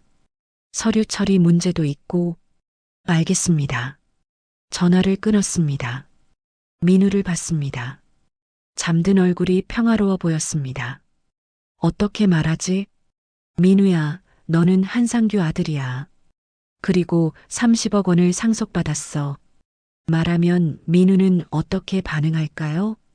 자기 아버지가 저를 망친 사람이라는 걸 알면 다음 날 아침 민우가 깼습니다. 어머니, 밤새 여기 계셨어요? 응. 옆에 있어야 안심이 돼서. 몸 안 좋으실 텐데. 괜찮아. 아침 식사가 왔습니다. 죽이었습니다. 민우는 먹으려다 토했습니다. 급하게 대야를 바쳤습니다. 괜찮아. 천천히. 민우는 한참을 토한 후 축 늘어졌습니다. 미안해요. 어머니, 미안할 것 없어. 물을 먹였습니다. 그때 병실 문이 열렸습니다. 준우였습니다. 강민우 씨 회진입니다. 차가운 목소리였습니다. 어제 그 선생님. 민우가 준우를 봤습니다. 네, 저는 서준우입니다. 오늘부터 담당이입니다. 네, 제가 놀라 물었습니다. 왜 선생님이? 응급의학과지만 종양내과 협진으로 들어왔습니다. 준우는 차트를 확인했습니다. 간암 3기, 7cm, 문맥 침범 의심, 의학 용어들이었습니다. 생존율은? 민우가 떨리는 목소리로 물었습니다.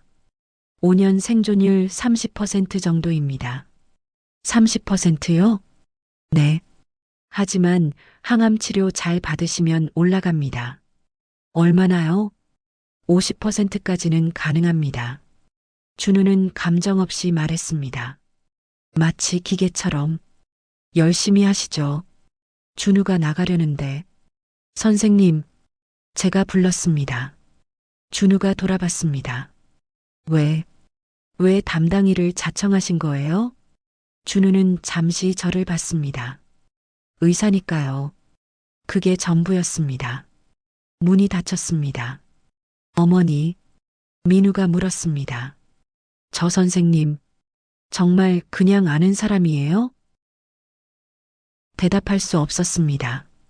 어떻게 말합니까? 저 사람이 내 친아들이야. 너랑 같은 날 납치됐던. 어머니? 응. 복잡한 사연이 있어. 나중에 다 말해줄게. 알겠어요. 민우는 더 묻지 않았습니다. 오후, 민우가 잠들었을 때 저는 복도로 나왔습니다. 준우를 찾았습니다. 의사 휴게실에 있었습니다. 준우, 선생님, 준우가 저를 봤습니다. 왜 오셨습니까? 왜? 담당이가 되신 거예요? 말씀드렸잖습니까? 의사니까. 하지만 박미선 씨, 준우가 일어섰습니다. 제가 당신을 엄마로 인정하지 않는 건 변함없습니다. 하지만 환자는 환자입니다. 강민우 씨는 치료받아야 합니다. 고마워요.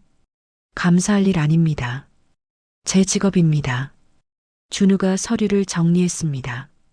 그리고 하나 더. 네, 제 양부모님께서 당신을 만나고 싶다고 하십니다. 네, 이번 주 일요일 저희 집으로 오시겠습니까? 깜짝 놀랐습니다. 왜요? 양어머니께서 준우의 친어머니가 어떤 분인지 보고 싶다고 하셨습니다. 가도 될까요? 어머니께서 원하시니까요. 준우는 주소를 메모해서 건넸습니다. 일요일 오후 2시. 늦지 마십시오. 고맙습니다. 준우는 나가버렸습니다.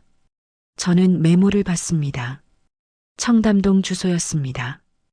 28년 만에 제 아들의 집에 초대받았습니다. 하지만 엄마로서가 아니라 낯선 사람으로서 눈물이 흘렀습니다. 일요일 오후 2시 청담동. 저는 고급 아파트 단지 앞에 서 있었습니다. 레미안 센트럴파크 42평형. 경비원이 인터폰으로 확인했습니다. 박미선 씨시죠?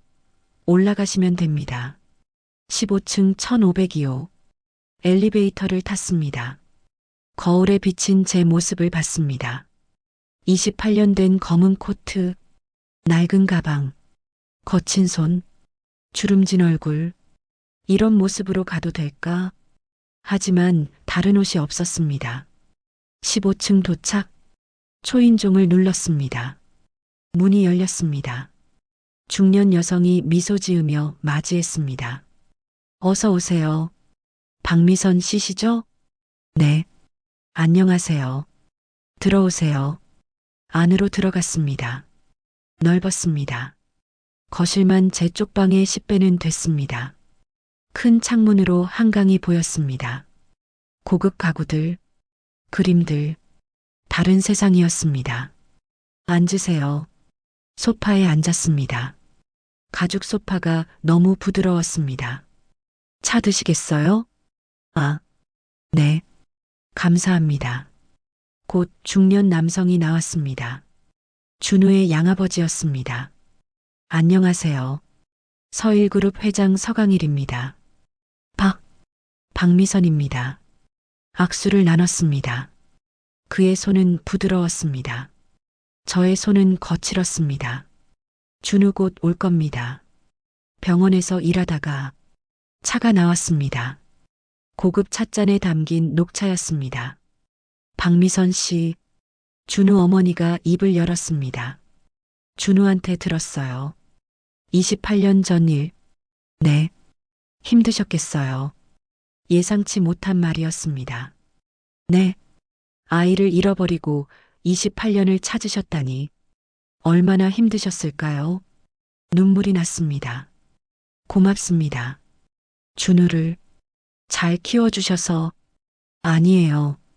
저희가 감사하죠. 준우는 우리 삶의 기쁨이었으니까요. 준우 어머니가 제 손을 잡았습니다. 박미선 씨, 원망하지 않으세요? 뭐요? 저희를요. 당신 아들을 키운 걸? 아니요. 오히려 감사해요. 준우가 행복하게 자랐잖아요. 준우는 좋은 아이예요. 준우 어머니가 웃었습니다. 어릴 때는 개구쟁이였어요. 중학교 때는 반항도 하고, 하지만 착했어요. 누구보다.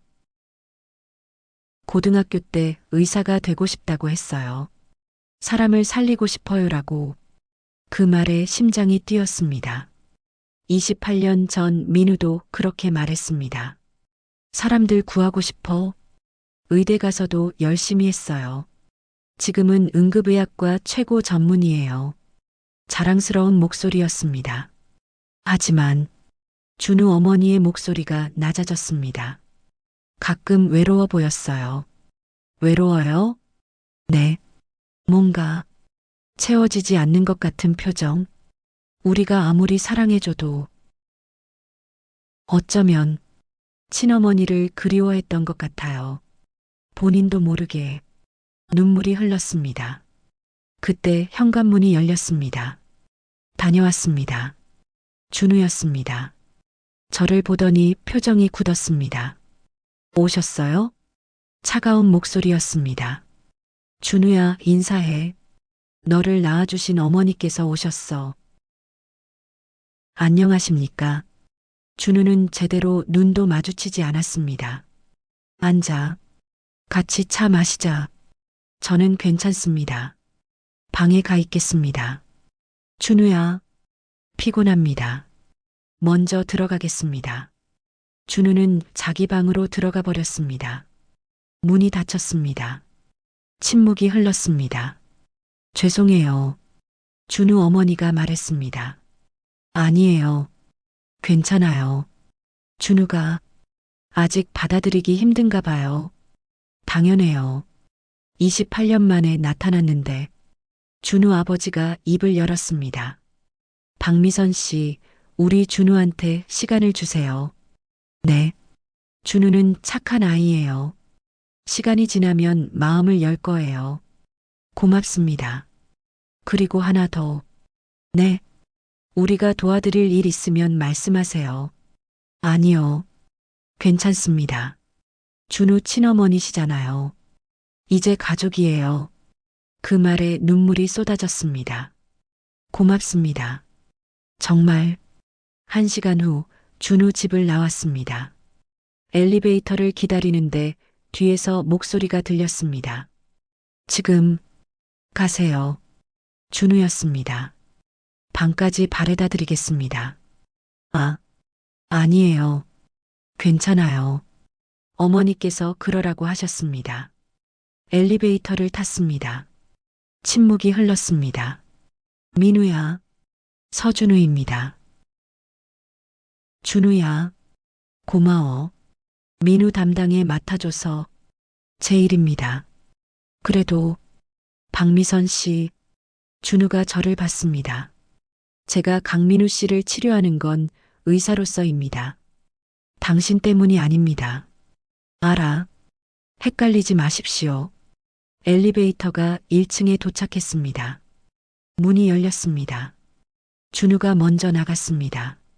조심히 들어가십시오. 그리고 돌아섰습니다. 준우야. 준우가 멈췄습니다. 하지만 돌아보지 않았습니다. 나는 정말 미안해.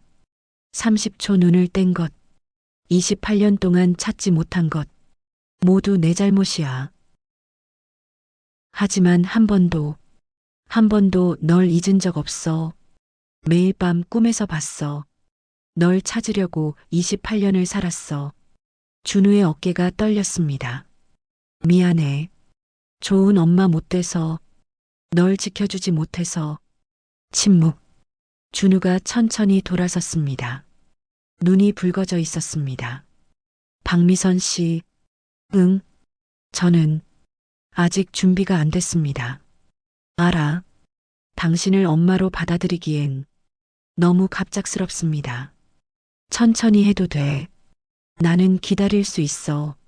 준우가 고개를 끄덕였습니다. 하지만 강민우 씨는 꼭 살리겠습니다. 고마워. 같은 날 납치됐고 저는 천국에 갔고 그 사람은 지옥에서 살았어요. 공평하지 않잖아요. 준우의 목소리가 떨렸습니다.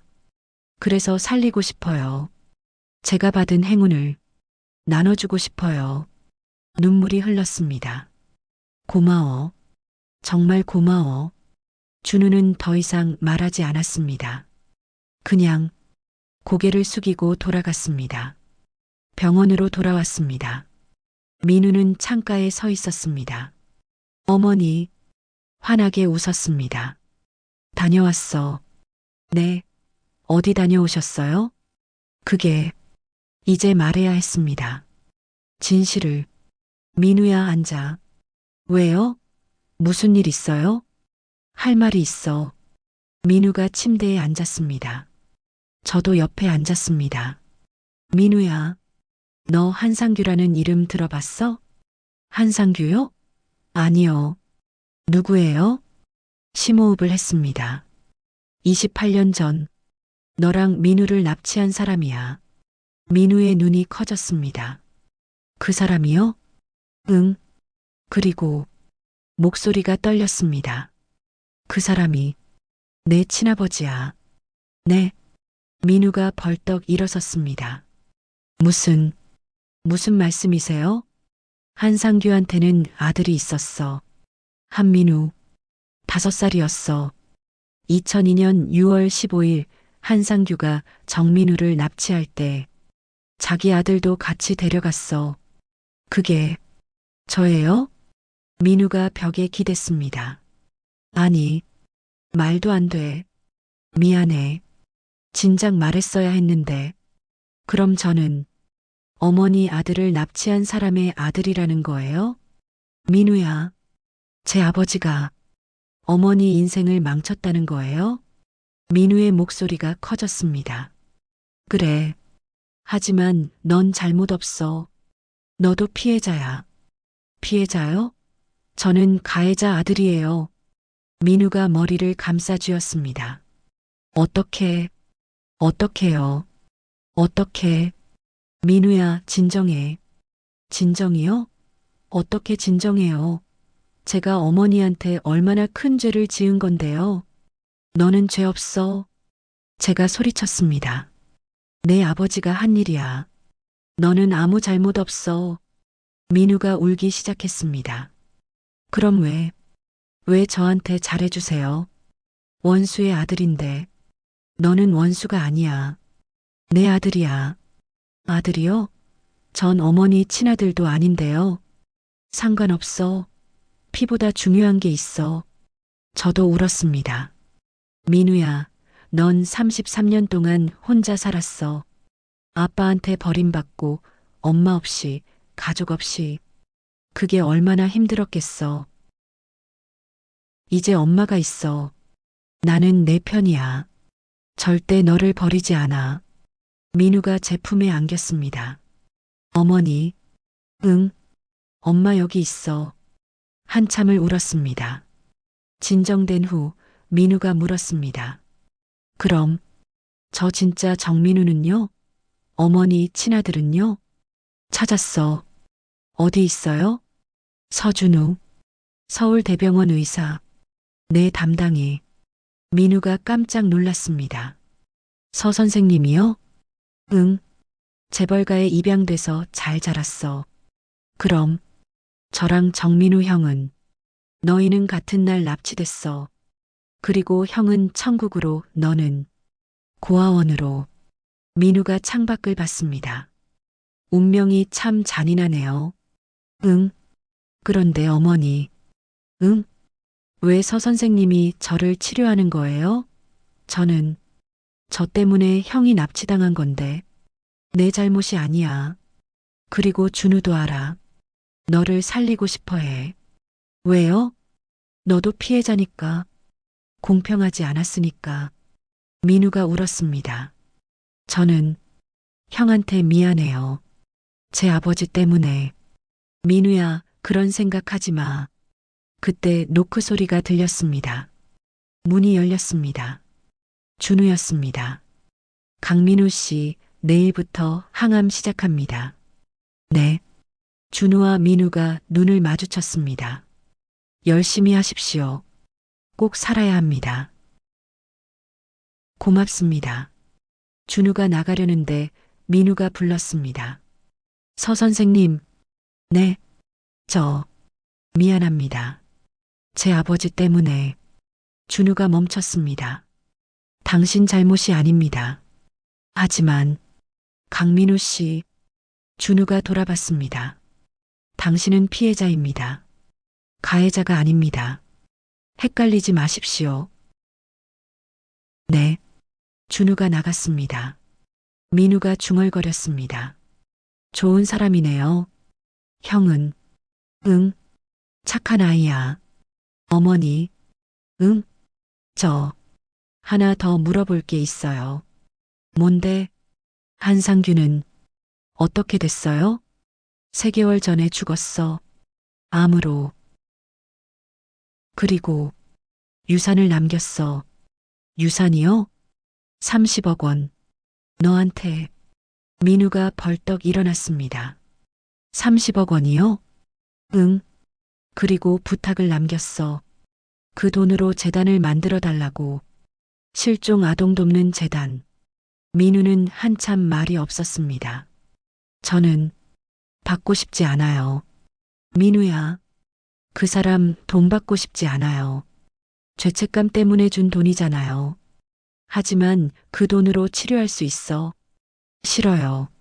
차라리 죽을래요. 민우야. 어머니, 저는 그 사람 아들이라는 게 너무 부끄러워요.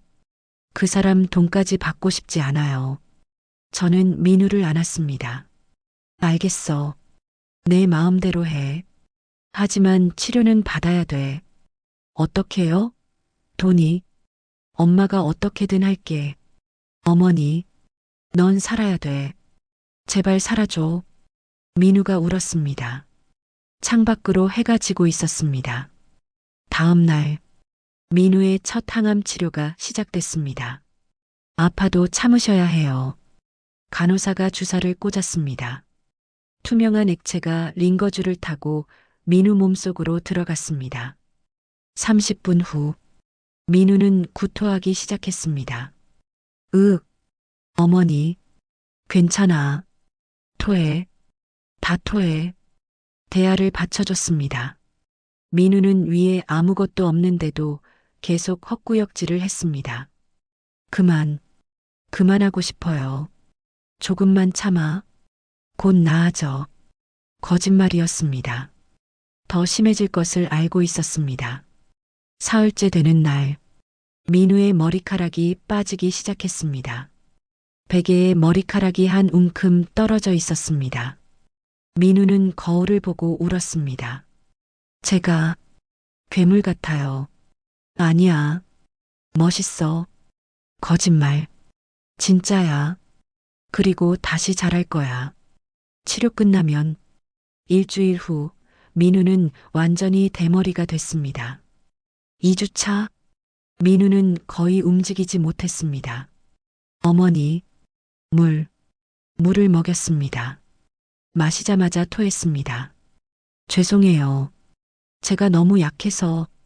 약한 게 아니야. 병이 힘든 거야. 밤이었습니다. 민우는 잠들지 못했습니다. 통증이 너무 심했습니다. 아파요. 너무 아파요. 진통제를 맞았습니다. 효과가 없었습니다. 당직 간호사를 불렀습니다. 곧 준우가 나타났습니다. 무슨 일입니까? 통증이 너무 심해요. 준우는 차트를 확인했습니다. 진통제를 더 강한 걸로 바꾸겠습니다. 주사를 놓았습니다. 30분 후 민우는 잠들었습니다. 준우가 밖으로 나왔습니다. 저도 따라 나왔습니다. 서 선생님, 아니, 준우야. 준우가 저를 봤습니다. 이번에는 표정이 부드러웠습니다. 네. 민우, 살 수 있을까? 준우가 잠시 망설였습니다. 솔직히 말씀드리면 쉽지 않습니다. 가슴이 내려앉았습니다. 하지만 포기하지 않겠습니다. 고마워. 그리고 박미선 씨. 응? 제가 생각을 많이 했습니다. 준우가 벤치에 앉았습니다. 저도 옆에 앉았습니다. 28년 전 일, 당신의 잘못이 아닙니다. 하지만 30초는 누구에게나 있는 시간입니다. 부모라고 해서 24시간 아이를 지켜볼 순 없어요.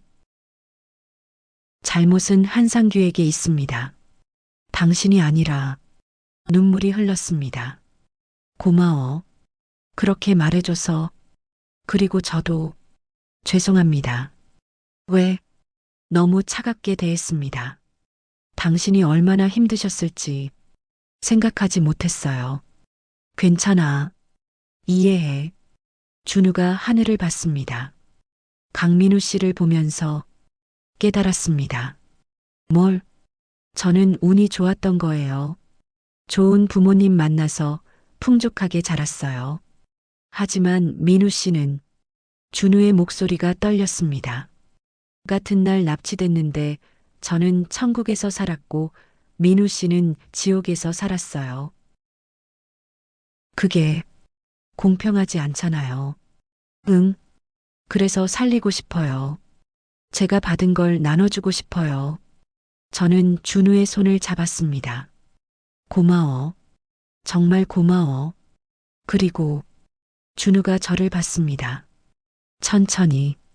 연습하고 싶어요. 뭘? 엄마라고 부르는 거요. 눈물이 쏟아졌습니다. 천천히 해도 돼. 평생이 걸려도 괜찮아. 아니요. 이번 생에 꼭 부르고 싶어요. 준우가 처음으로 웃었습니다. 따뜻한 미소였습니다. 3주차.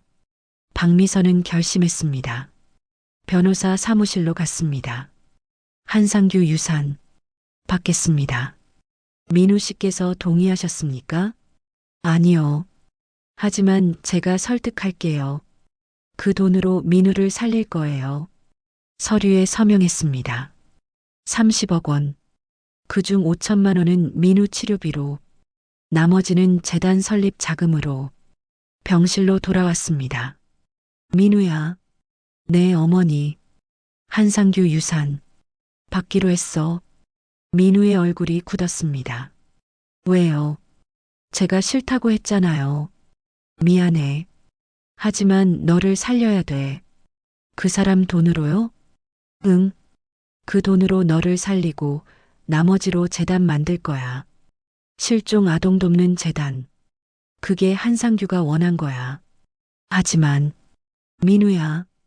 저는 민우의 손을 잡았습니다.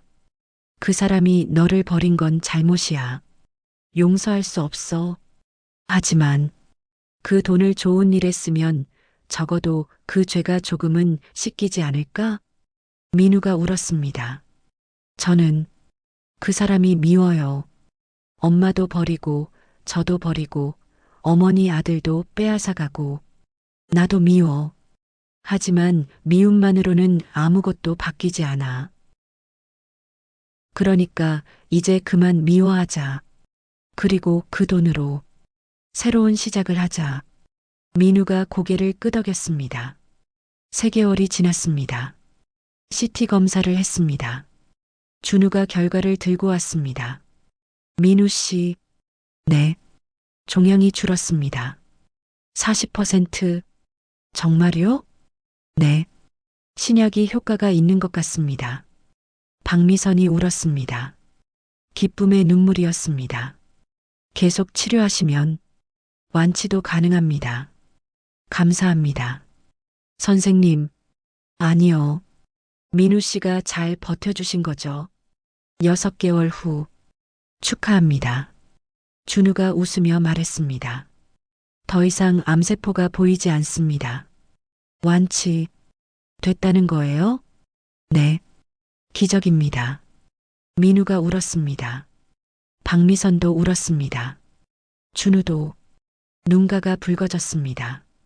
이제 퇴원하셔도 됩니다. 1년 후 선우재단 개원식.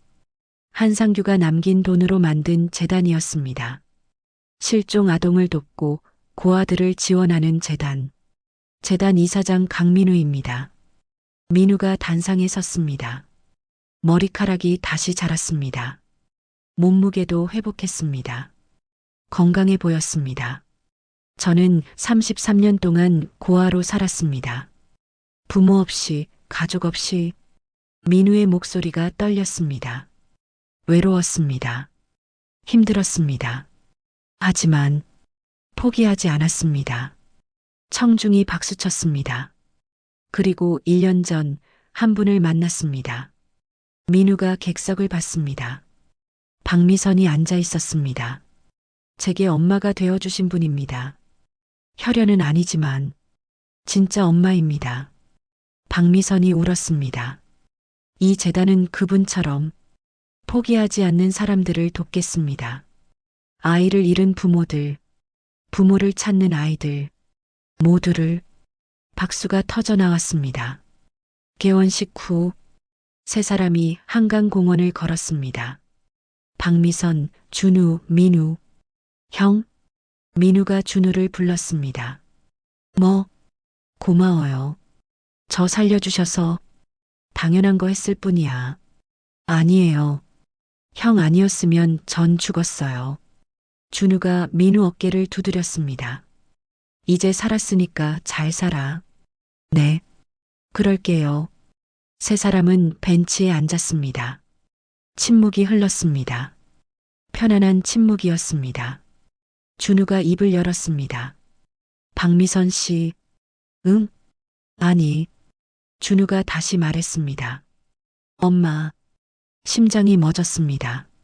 지금 뭐라고 했어? 엄마라고 했어요. 눈물이 쏟아졌습니다. 고마워. 고마워. 준우가 웃었습니다. 늦었지만 이제라도 부르고 싶었어요. 민우도 말했습니다. 저도 있잖아요. 어머니, 저도 아들이에요. 그래, 너희 둘 다 내 아들이야. 세 사람은 껴안았습니다. 2년 후, 민우는 소방관 시험에 합격했습니다. 엄마, 나 합격했어. 전화로 외쳤습니다. 정말 축하해. 어릴 때 꿈이었잖아. 사람 구하는 거. 그래. 이제 진짜 소방관이네. 응. 다음 주 임용식이야. 올 거지? 당연하지. 임용식 날. 박미선, 준우 양부모, 민우 삼촌까지 모두 참석했습니다. 민우는 소방복을 입고 있었습니다. 잘 어울린다. 준우가 말했습니다. 그치? 형도 의사 가운 멋있잖아. 우리 둘 다 사람 살리는 일 하네. 응. 형은 병원에서, 나는 현장에서 사진을 찍었습니다. 7명이 함께 하나, 둘, 셋 플래시가 터졌습니다. 그날 저녁 박미선은 재현의 묘지를 찾았습니다. 재현 씨 묘비 앞에 앉았습니다. 우리 아들 봤지? 의사 됐어. 그리고 민우는 소방관 됐어. 둘 다 사람 구하는 일 하게 됐어. 바람이 불었습니다. 28년 걸렸어. 약속 지키는데. 28년 전 재현이 죽기 전에 말했습니다. 민우 꼭 찾아. 약속해. 응. 약속할게. 그리고 행복하게 살아. 너 없이 어떻게 살아야 돼. 민우 위해서라도. 알았어. 28년이 지났습니다. 약속을 지켰습니다. 재현 씨, 이제 웃어도 되지? 대답은 없었습니다. 하지만 바람이 따뜻했습니다. 현재 박미선은 63이 되었습니다. 여전히 일합니다. 하지만 이제 하루 4시간만 일합니다. 오후에는 재단 일을 돕습니다. 민우와 함께 준우는 일요일마다 옵니다. 저녁을 먹으러 가끔 양부모님도 함께 옵니다. 어제 저녁 민우가 말했습니다. 엄마, 나 결혼할 것 같아. 정말? 누구? 재단에서 만난 선생님이야. 다음에 소개시켜 줄게. 그래. 좋은 사람이면 됐어. 준우도 말했습니다. 저도 곧 프러포즈 하려고요. 누구? 같은 병원 간호사예요. 축하해. 두 아들 모두 행복을 찾았습니다. 박미선도 행복했습니다. 오늘 밤 박미선은 쪽방이 아닌 작은 아파트에 살고 있습니다. 준우가 마련해준 15평짜리 창밖으로 별이 빛납니다. 휴대전화가 울렸습니다. 민우였습니다. 엄마, 잘 자. 그래. 너도 잘 자. 곧 준우도 문자를 보냈습니다. 잘 주무세요. 사랑해요. 눈물이 났습니다. 28년을 기다렸습니다. 30초 눈을 뗀 것을 28년 동안 후회했습니다. 하지만 이제 후회는 끝났습니다. 두 아들이 있습니다. 한 명은 피로 이어진 아들, 한 명은 마음으로 이어진 아들. 둘 다 소중합니다. 창밖 별을 보며 속삭였습니다. 민우야, 준우야, 엄마가 사랑해. 그리고 하늘을 향해. 재현 씨, 약속 지켰어. 28년 만에 바람이 불었습니다. 따뜻한 바람이었습니다. 여기까지 박미선 어머니의 28년 이야기였습니다. 마침내 찾은 가족. 이 이야기는 우리에게 묻습니다. 진짜 가족이란 무엇인가? 피일까요? 아니면 함께한 시간일까요? 아니면 사랑일까요? 박미선은 두 아들을 얻었습니다. 한 명은 친아들이지만 28년을 떨어져 살았고, 한 명은 남이지만 가장 힘든 시간을 함께 했습니다. 둘 다 진짜 아들이었습니다. 왜냐하면 가족은 피가 아니라 마음이니까요. 혹시 여러분도 누군가를 기다리고 계신가요? 포기하지 마세요.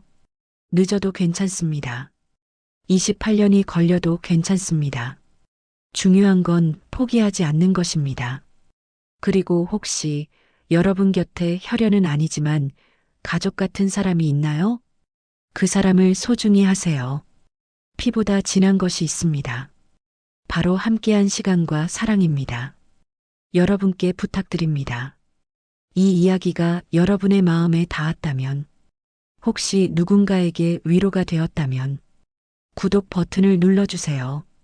여러분의 구독 하나하나가 더 많은 감동 스토리를 만드는 힘이 됩니다.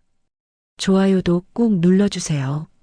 좋아요는 이 이야기를 더 많은 분들께 전할 수 있게 해줍니다. 그리고 댓글로 여러분의 생각을 들려주세요. 진짜 가족이란 무엇인가요? 여러분의 이야기가 궁금합니다.